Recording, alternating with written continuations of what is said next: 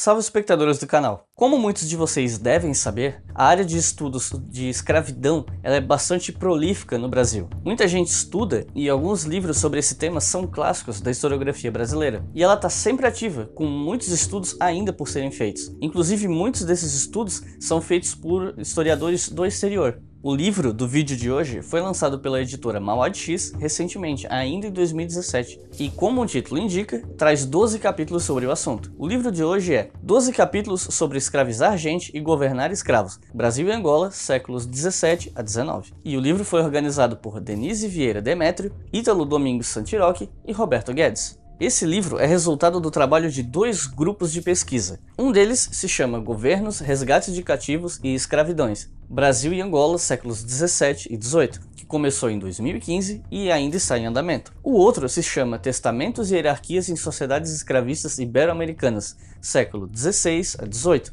que trabalhou entre 2011 e 2016, e ambos os grupos foram coordenados por Roberto Guedes, um dos organizadores desse livro. Como muitos outros livros de coletânea com um eixo em comum, os capítulos tratam de temas próximos, mas seguem um caminho próprio, usando fontes diferentes, às vezes metodologias diferentes entre um capítulo e outro, e o estilo de escrita de cada autor varia também. Um livro autoral normalmente segue uma narrativa linear, apesar das idas e vindas no tempo. Uma coletânea tende a ser mais diversa, tendo um eixo temático, que aqui é a escravidão, mas com capítulos bem mais independentes entre si. Esse livro é dividido em 3 partes. A primeira delas se chama Governar Escravos e tem 5 capítulos. O primeiro deles foi escrito por Roberto Guedes e discute a relação entre escravidão e racismo, falando sobre alguns sujeitos, negros e negras alforriados, que se inseriam no sistema no qual faziam parte e possuíam escravos. A escravidão deu bases para a hierarquização dentro das raças, e essa hierarquia casava bem com a mentalidade da época, que tinha a desigualdade como essência, como necessidade estrutural, ou seja,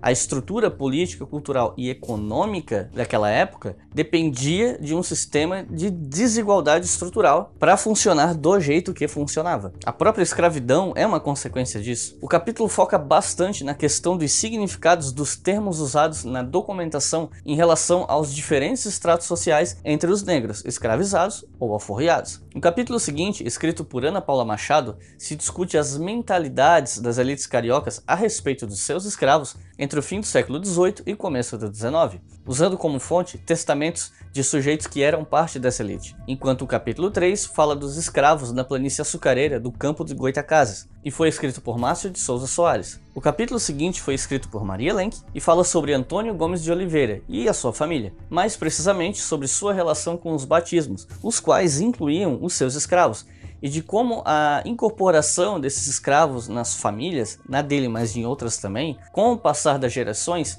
diminuía um pouco a pressão social que essas pessoas sofriam por ser de uma cor que era considerada inferior dentro de uma sociedade desigual. Isso não significa que livrava os descendentes desses escravos batizados de racismo, mas atenuava a situação em relação a outras pessoas ainda escravizadas. O capítulo 5 fala do uso de testamentos como documentos autobiográficos de africanos na diáspora africana, além de discutir as dificuldades técnicas no estudo desse assunto, e foi escrito por Nielson Rosa Bezerra e Moisés Peixoto. A parte 2 do livro tem 3 capítulos. O primeiro fala sobre Arthur de Sá Menezes, que foi governador da capitania do Rio de Janeiro durante a descoberta das minas de ouro no fim do século XVII, e o capítulo foi escrito por Denise Vieira Demétrio. O segundo fala sobre a alforria de indígenas, os motivos, as razões, as mentalidades envolvidas nesse processo, e foi escrito por Silvana Godoy. O último dos 3 fala sobre Dom Antônio Ferreira Viçoso, que era um bispo anti-escravista, e foi escrito por Ítalo Santiroque e Manuel de Jesus Martins.